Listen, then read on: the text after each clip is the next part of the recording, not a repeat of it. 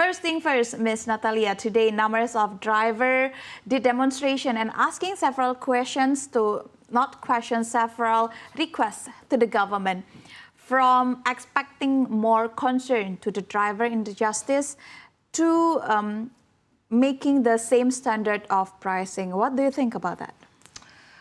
Well, of course, we know in the company that the protests are going on in Jakarta, and of course, we monitor the situation closely together with our departments, GR departments and legal departments. So, of course, it concerns us because the pricing issue is always a great question for our driver partners who basically earn their living with this money, right? I must say we feel more or less confident as a company towards the situation because in our app, in our company, the price is something which is agreed upon between driver and the passenger. So we basically do not regulate the price ourselves, right? So we give the freedom to both passenger and driver to negotiate the best price they to feel. deal related to the price.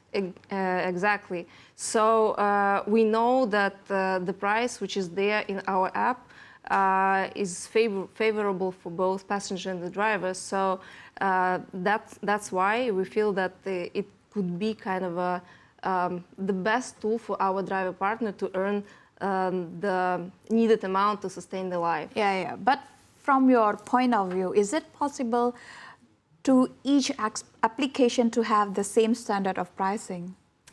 Well, there are many aspects to that, right? So we know that in Indonesia, the minimum price per kilometer is regulated by the government. So it's legally not possible to go down the specific amount, even though some of the mechanics and programs introduced by some of the companies allow to do that, right? We obliged by the regulation, of course, we monitor this kind of a regulatory commitments that are put upon us very, very closely and very, very strictly. So we don't allow the price go down specific threshold, so to say. And again, the mechanism that is core to our application allows us to sustain the attractive price for both passenger and the driver. Yeah. Okay, let's move to our main question. Speaking about inDrive, how does inDrive view the development of the online transportation market in Indonesia, especially during our tight competition with other platforms?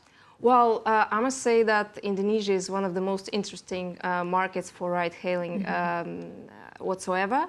And as you mentioned, the competition is stiff.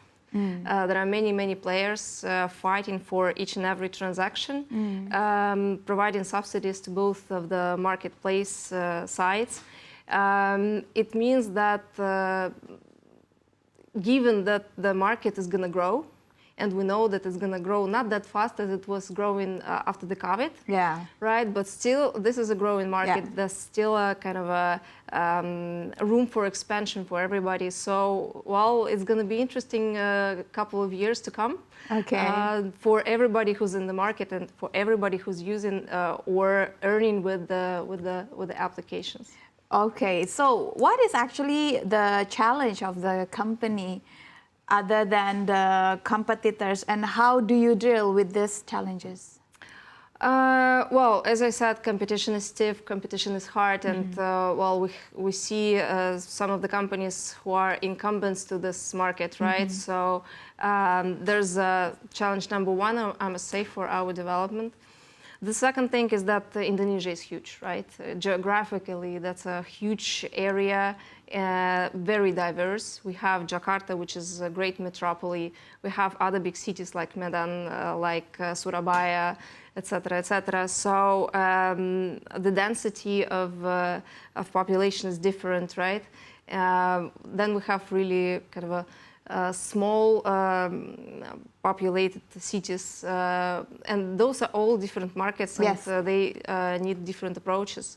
And the challenge is actually the economy itself, because it's still under development, right? And it's developing fast, and it has its consequences on purchasing power, right, of people. It has consequences on the companies, IT companies like we are, on like how to operate, how to live with the government, how to actually oblige by the regulation which is changing, etc., etc. So there are many aspects, but as I said, that's an interesting journey so far. Okay, so what is the differentiate between inDrive and other competitors out there? We are not talking about the pricing anymore. Yeah. We're gonna talk about that later. But what is actually the unique selling point of inDrive other than the price?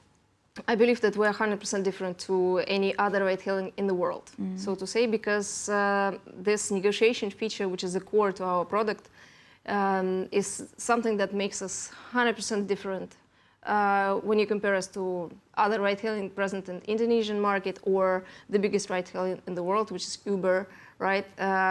We're really different because we give this freedom to both passengers and the drivers. So they can negotiate not only the price, they can actually, the passengers can choose the car they want, the type of vehicle they want, the estimated time of arrival they want, right? So they can choose the driver by his rating, etc. So, and the driver could do the same. He can choose whatever order is lucrative to him. So we don't use algorithms as a core to our product. So we rely on human connection, which is basically empowered by our app. And I must say that the overall company that that has been built and is still developing is based on this kind of a human connection as a core value that we have inside of us.